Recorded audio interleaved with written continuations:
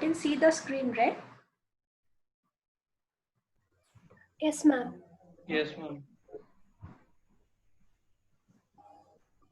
Okay, so we will just go through these like features borrowed from different constitutions. So first, yes, in last class also we discussed from Government of India Act which all features were borrowed. It is federal scheme, Office of Governor, executive functions, judiciary, public service commission, and emergency provision. So you can try to remember these all things. Now today we will look into the Constitution of Australia. So from there, three concepts were borrowed to the Constitution of India. It is concurrent list. Firstly, concurrent list. The concept of concurrent list was borrowed. There are 52 items in concurrent list, like transfer of property other than agricultural, education, then bankruptcy and insolvency, trustees, civil procedure, contempt of court. So those are the things that it contains. So it is borrowed from the Constitution of Australia. Then again, the freedom that is given to us under Part 3, the fundamental right that is given to us, that we are free to practice any sort of trade, profession, commerce, etc. So this is given under Article 19(1)(g). So this idea was also borrowed from Constitution of Australia. And lastly, joint sitting of both the houses of parliament. So this concept was also borrowed from the Constitution of Australia, because while making the constitution, they felt that because in India we have, like bicameral legislature, there might be sometimes there might be a situation where it is necessary joint sitting of both the houses of parliament. So this concept was also borrowed from Australia. So there are like very few number of times when joint sitting of both the houses were actually called for. It was during Dowry Prohibition Bill, when it was passed, then Prevention of Terrorism Bill, then again women representation. So there are like few number of times only when this power was actually exercised. So these are the things that were borrowed from the Constitution of Australia.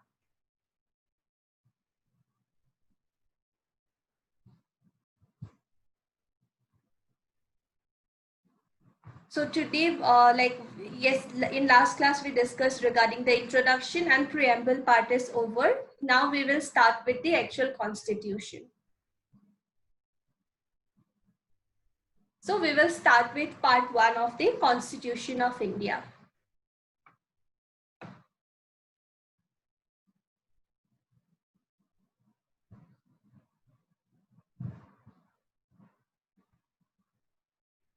Okay, so there is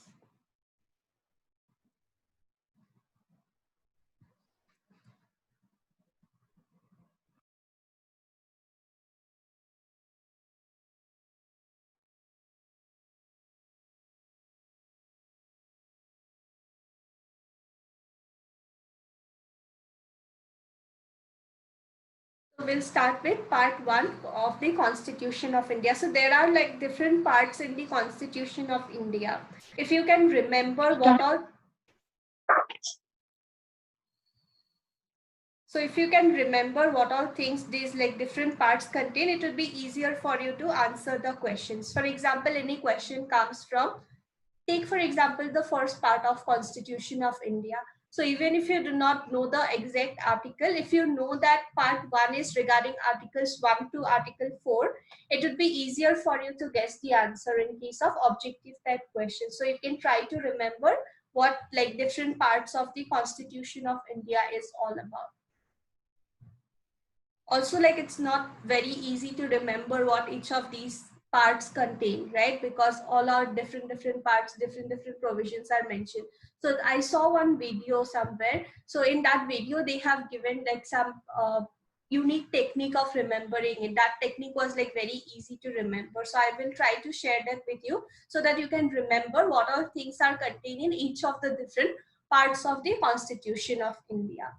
So in today's class, we will start with part 1 of the Constitution. It is regarding the Union and its territories.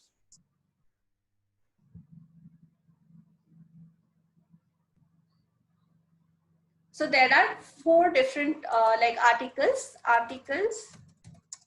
1 to articles 4. So these are the articles contained in part 1, that is the first part of Indian Constitution, and it is regarding Union and its territories. So the first article is name and territory of Union. For any other legislation, if you see, Article 1 is usually name of the act and its scope, right? In case you see the Indian Penal Code, it would say that the Indian Penal Code would be applicable to whole of India and it would be known as the Indian Penal Code.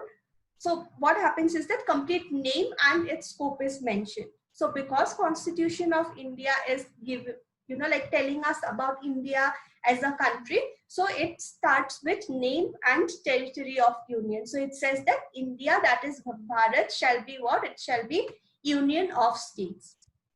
The states and territories thereof shall be specified in first schedule. So it is first schedule that gives us a list of different states and also the territories of each of those states. So if you look at first schedule, you would see names of different states are mentioned and also their territories are also specified in like a table. Thirdly, the territory of India shall comprise of, so it mentions what all things would be included in this territory. What would be the territory of India or territory of the Union? So it is territories of states. That means the states that we have in India, all of those things would be included in this word or in India or Bharat or in this union that they have mentioned. So territories of these states would be included firstly. Secondly, the union territories specified in first schedule. So whatever union territories are mentioned, those also would be included, and also such other territories as may be acquired.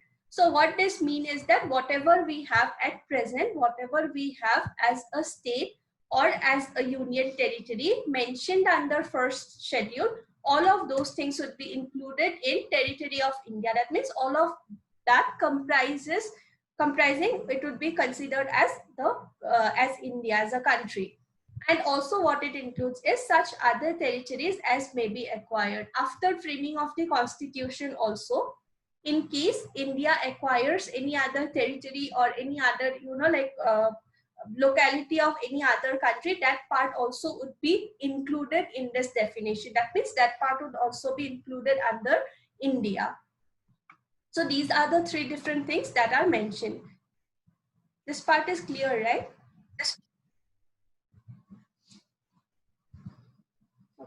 so last class we discussed this case, right? Ray Berubari case. So what happened in this case is that a certain part of West Bengal area, it was left, right? It was not included in Indian territory also. It was not included in Pakistan's map also. So there was some conflict, and then they settled the matter by signing an agreement, Nehru-Noon agreement.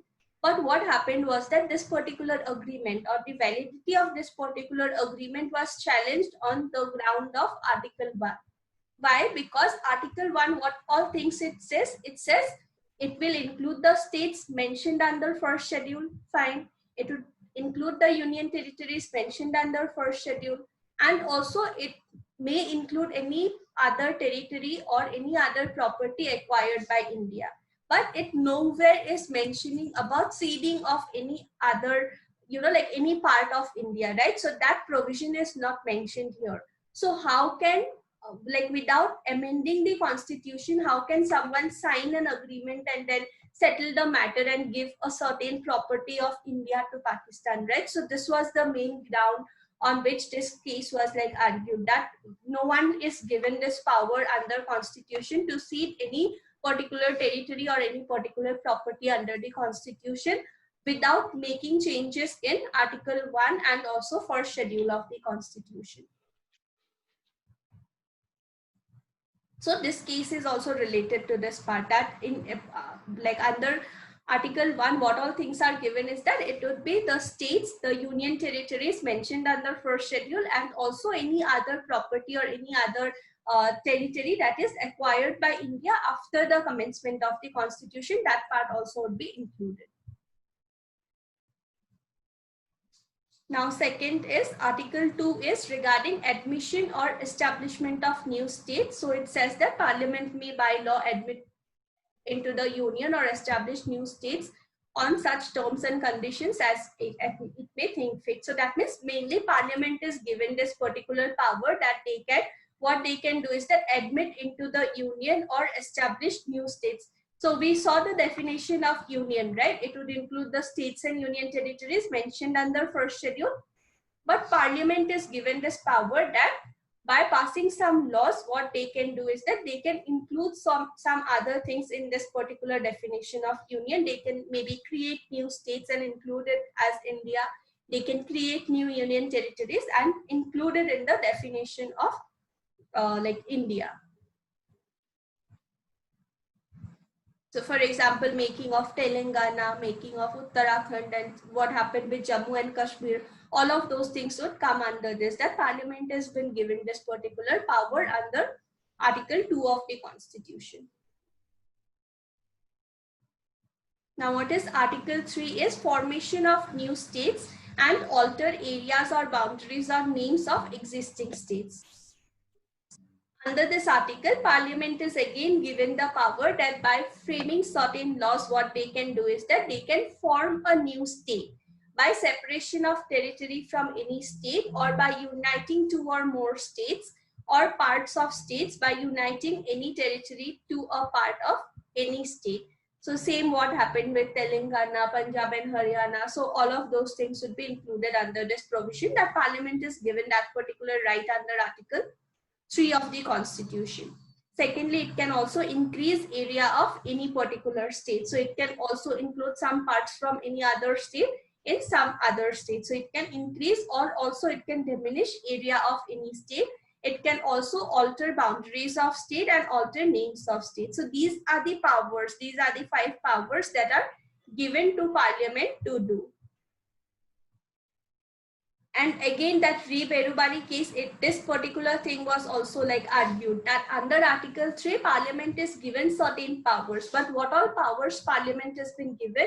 It is given to form a new state within India, to increase or decrease boundaries of a state by adjusting it with some other states within India, right? It is not like they can like cede certain parts of a state and then give it to some other foreign country. It is within India only with regard to 2 or more different states they are mentioning. Increase and diminish area of any state. Similarly, alter boundaries of any state. So these are all the things that we can do within India. So in Re-Berubari case, it was challenged that nowhere under the Constitution the power is given to cede any part of territory of India. So whether that particular agreement is valid or not, until and unless we make a constitutional amendment. So this particular case was challenged on this ground also. Is it clear?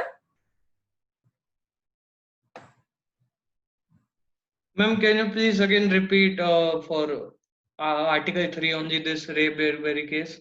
Okay.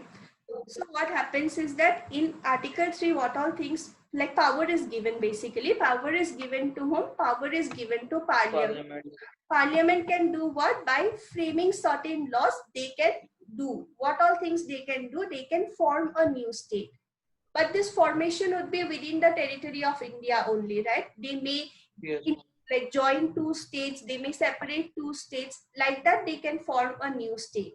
They can increase or diminish areas of any state, that also within India only. Whatever states we have, within that only they can increase and diminish, and they can do whatever they want. Lastly, they can alter boundaries of any state, that also is within India. So if everything they are mentioning regarding India only, nowhere they are giving the power to cede any part of territory of India and give it to a foreign country. So where did the Prime Minister get the power from in order to execute this particular agreement? So is this agreement valid or not under Article 3? So this was what the argument was basically. Okay. Yeah, so under Article 3, like Prime Minister is not given, Parliament is not given this particular power that they can give any part of India to any other foreign country. But even then they did, so the validity of this Nehru-Noon agreement was challenged on that particular ground. Like without having a constitutional amendment, whether we can do it or not. Excuse me. Yeah. Ma'am, then what is the meaning of this diminish the area of any state? It likewise seem to mean cede any part of the territory only, no ma'am? Diminish the area of Diminish also within India, whatever states we have, right? For example, some parts of like Punjab, they would take and they would give it to Haryana. So that would be within Okay. India only they are doing, because that part is still in India only, right? Because when we see the definition union of states, it is still a part of India only, just that it is given to some other state, but it is not like Okay, we ma'am. can give it to some other foreign country. Okay, ma'am. Thank you. Yeah. So these two states would be, we need to understand whatever is mentioned under first schedule. So whatever is mentioned as a state, that state only would be the meaning of these terms. Now next, Article 4 is that, Article 4 is like simple only. It basically says that in case, for example, admission or establishment of new state, that means Parliament is given that power, or here also they are given the power to change, like areas, boundaries, etc. So whatever, like whatever is done by Parliament under these two articles, for it, the Parliament would not need to follow the procedure of Article like 368 in order to validate it. For example, now definition of states and their territories are given under what? It is given under first schedule. So in case, for example, like Andhra Pradesh, okay, take for example, Parliament wants to make two states out of Andhra Pradesh. So what they need to do now? In first schedule, we have only one state mentioned as Andhra Pradesh, and its boundaries are also mentioned under the first schedule. So in case Parliament wants to divide it into two states and make two states out of this territory, they need to make changes in first schedule, right? They need to make changes in first schedule. They need to, like make changes in boundaries mentioned. They need to include the state of Telangana there. So for that, in order to make any changes in the constitution, we need to follow Article 368. But for exercising rights under Article 2 and Article 3, we do not need to have a constitutional amendment. Parliament can just make the changes in first schedule. This part clear? Any doubts, anyone? No, ma'am. Okay. So usually to make any changes in constitution, we need to follow Article 368. We need to have a constitutional amendment act. But in order to exercise these two rights by the Parliament, they do not need to make any constitutional amendment. They can just simply make that changes in first schedule, because it provides for definition of definition and like territories of states. So this is what part 1 is all about. Excuse ma'am. Yeah. And this power is only limited to only this schedule, ma'am, or else it is extended to any other schedules, ma'am, This is apart from first this? and fourth schedule also. Two schedules, Okay, ma'am. first and fourth schedule. Yeah.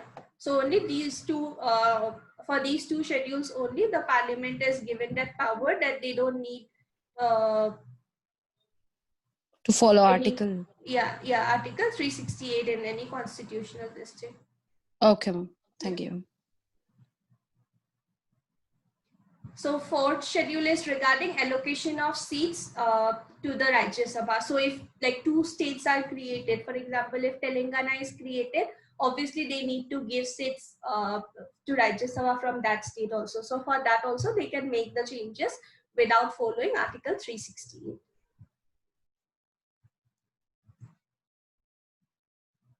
Okay, so these parts are not like very important. So I have not included any questions, MCQs from this part. I will try to figure out if I get some, but this is what the first part is all about. Now we will move to the second part of Constitution of India.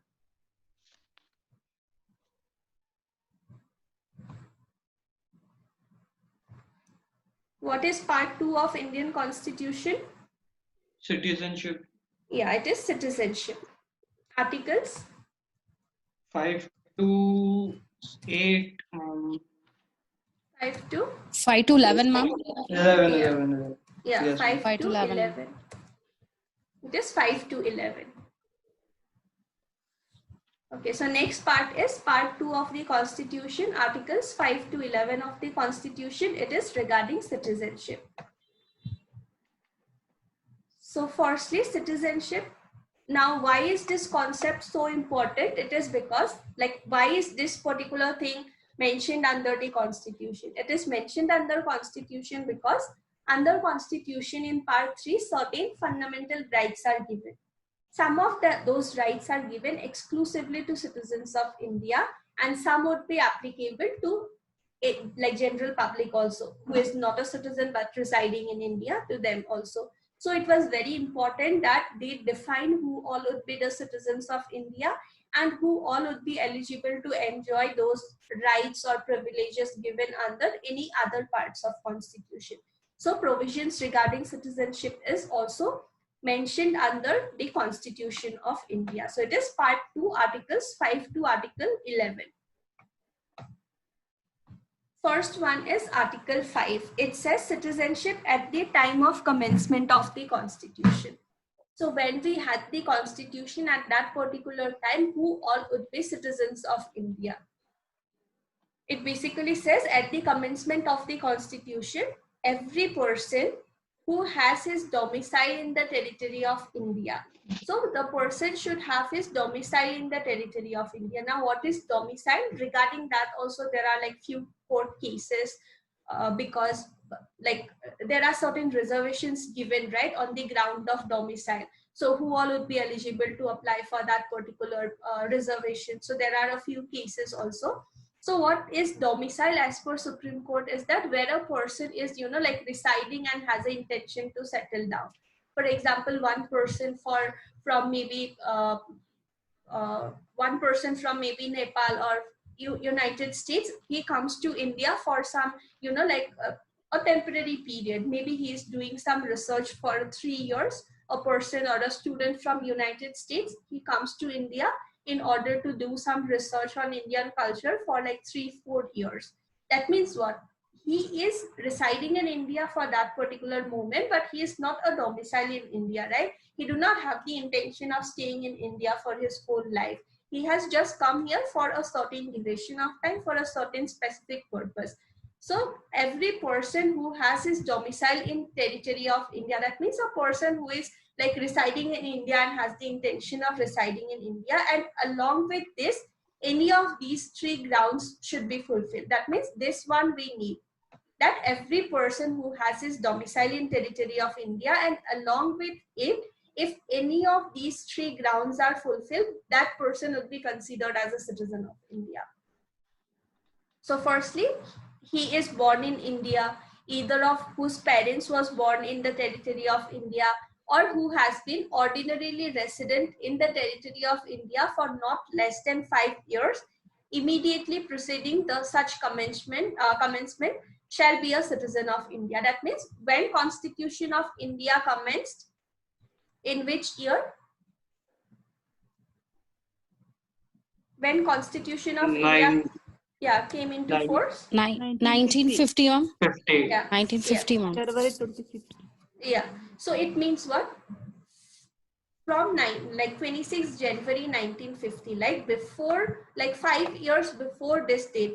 For example, if a person is residing in India since 1945, that means for the last 5 years, he is ordinarily resident in India, then also the person can apply for, like he would be a citizen of India. If he is born in India, he would be considered a citizen of India. Person whose parents was born, like either of whose parents was born, that person also would be considered as a citizen of India. So along with this, if any of these 3 grounds are fulfilled, the person would get citizenship of India from the time of commencement of this Constitution. This is clear, right? Any doubts, anyone? No, ma'am. No, ma'am.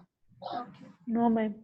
So this is regarding commencement. At the time when Constitution became enforceable, who all would be citizens, who all would be eligible to enjoy the rights and privileges given under Part 3 and any other part of Constitution. So it would be any of these persons who has domicile in India, born in India, either of whose parents was born, or ordinarily resident in India for not less than 5 years. Now, what is ordinarily resident? Can anyone say ordinarily resident?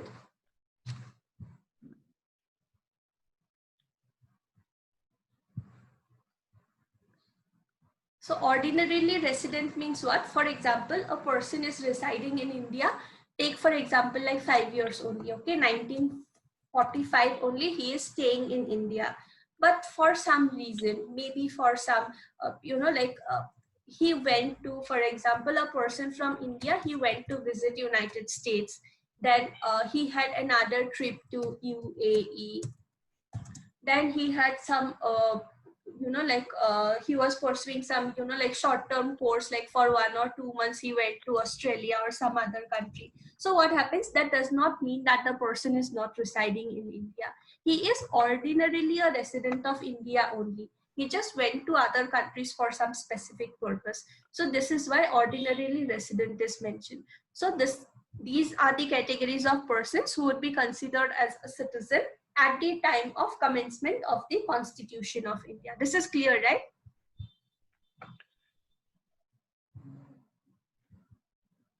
Yes, ma'am.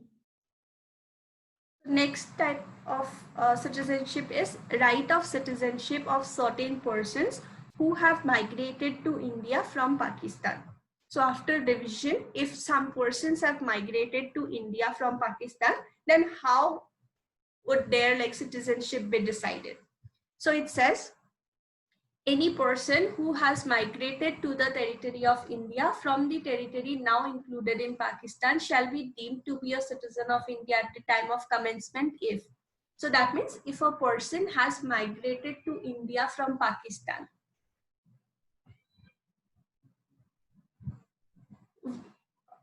then he would be considered as a citizen when he or either of his parents was or his grandparents was born in India as defined under Government of India. That means if the person is born in India, his parents or his grandparents was born in India, but what happened is that they were residing in the territory which was included in Pakistan, but they decide to move back to India, then that person also would be considered as a citizen of India. Any doubts on this point? No, ma'am. So this is a person where he was residing, that was included in Pakistan's area. So what they did is that they wanted to come back to India. So they migrated. So those persons would be included under this thing. They would get citizenship of India. Next is, in case where such person has so migrated before this particular date and has ordinarily resident in India since the date of migration.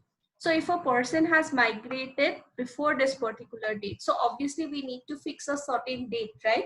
Now, when the latest amendment was made on the Citizenship Amendment Act, that time also they fixed a certain date because we need to fix a date and then decide who all would be eligible. So similar thing happened during that time. So they fixed this particular date, 19th of July 1948, and they said that whoever has migrated before this particular date and is residing ordinarily residing in India, that person would also get citizenship of India.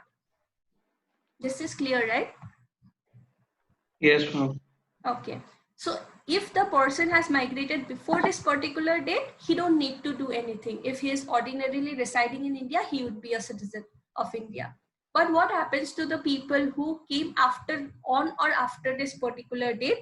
They need to reside in India for 6 months. Okay, 6 months they need to reside in India. Then they need to make an application to the concerned officers who are appointed by the government to apply for citizenship of India. And if that government official registers them as a citizen of India, they would get citizenship. So under this particular thing, they are including people who have migrated from Pakistan to India. If a person has migrated, he was born in India, parents were born, grandparents were born, he would automatically get citizenship. If a person has migrated before this particular date, he would get automatically citizenship. If a person has migrated after this particular date, then what happens is that he can apply for citizenship after waiting for 6 months. Any doubts on this section article? No, ma'am. Okay. No, ma'am. Next is right of citizenship of certain migrants to Pakistan. A person who has after the first day of March 1947 migrated from territory of India to the territory now included in Pakistan shall not deemed to be a citizen of India. That means during this during partition and everything, when it was decided and all, whoever has migrated from India to Pakistan, they would not be considered as citizens of India. Why? Because they already moved to the territory that would be included in Pakistan, right? So they would not be considered as citizens of India. But in case, what happens is that after moving to Pakistan, what they did is that they decided to return to the territory of India under a permit for resettlement or permanent return issued by government under law. Those people, what they can do is that they can also apply for citizenship under this point. That means what? This is regarding migration, right? One person, what they did is that from Pakistan, they migrated to India. But in this one, what happens? There are two different migrations are there. Firstly, what they did is that they decided to go to Pakistan. But then a lot of people were there who felt that Pakistan is not like the place what they expected it to be. So they wanted to migrate to India. So what government did is that they issued some permits for resettlement or permanent return. So government was issuing some permits, and under that people were returning to India. A lot of people were returning to India from Pakistan. So for those people, what happens? In case they decide to come back to India, what they need to do is that they need to follow the provision of Article 6 Clause B. That means what they need to do is that they need to stay in India for 6 months. They need to apply, make an application to the concerned government official, and the government official would then register them as a citizen of India. Any doubts? No. So you can remember, first one is commencement of the constitution. It's very simple, who all would be the citizens of India. Second one is regarding people who migrated from Pakistan to India. Third one is people who migrated from India to Pakistan and then again decided to come back to India. Next is right of citizenship of certain person of Indian origin residing outside India. That means if any person who or either of whose parents or his grandparents was born in India, but what they did is that they are ordinarily residing in any country outside India, shall be deemed to be a citizen of India if they decide to register themselves as a citizen of India. For example, if a citizen of India, right? For example, if a citizen of India, what they did is that, for example, a married couple, what they did is that they moved to United States for, for job. So what they did is that their children and all, they are still citizens of India, but what they are doing is that they are ordinarily residing in United States for the purpose of their job. So their kids, they want to register them as a citizen of India because they want to return back to India after their job is over. So what they can do is that they can register it through the diplomatic or consular representatives of India in that particular country. That means if a person is residing in some other country, they can also get themselves registered as a citizen of India. Is it clear? Yes, ma'am. Okay. So this is applicable for people who are residing outside India. Next is person voluntarily acquiring citizen of a foreign state not to be citizens of India. So this is very simple, right?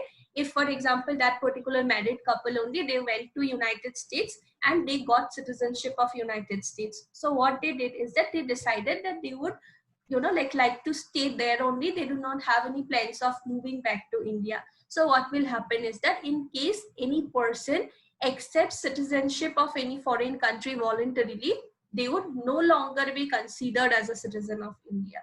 So in case they decide that they want to be citizens of United States, they will have to give away with their Indian citizenship. Clear, right? Yes, ma'am. Next is continuance of the right of citizenship. So this basically means that like our driving license, passport, we need to renew it after a certain time, right? But for citizenship, what happens? We don't need to renew it. If a person is a citizen of India, he would continue to be a citizen of India unless and until by any particular law his citizenship is taken away. That basically means we do not need to renew our citizenship. Once a person is a citizen, he will continue to be a citizen unless and until there is certain law under which his citizenship is taken away. Next is Parliament to regulate the rights of citizenship by law. Now, Constitution of India, what they did is that they dealt with matters regarding citizenship only till the time of commencement of Constitution. What they did is that after the Constitution of India becomes applicable, we are not going to decide on citizenship matters. So what they did is that they gave that particular power to Parliament. So they said that Parliament will make a law under which they would decide the rules, regulations, and everything regarding acquisition and termination of citizenship and any other matter relating to citizenship.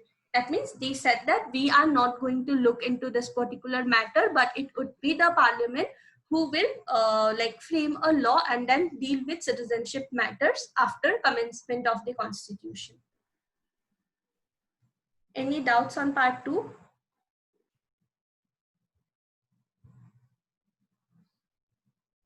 No, ma'am. Okay. So which law we have now?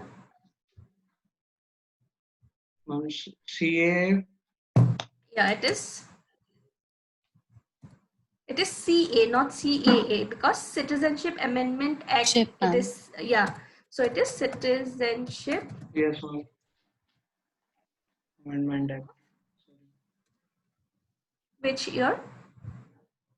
2019. No, it is amendment was done in 2019. Original act was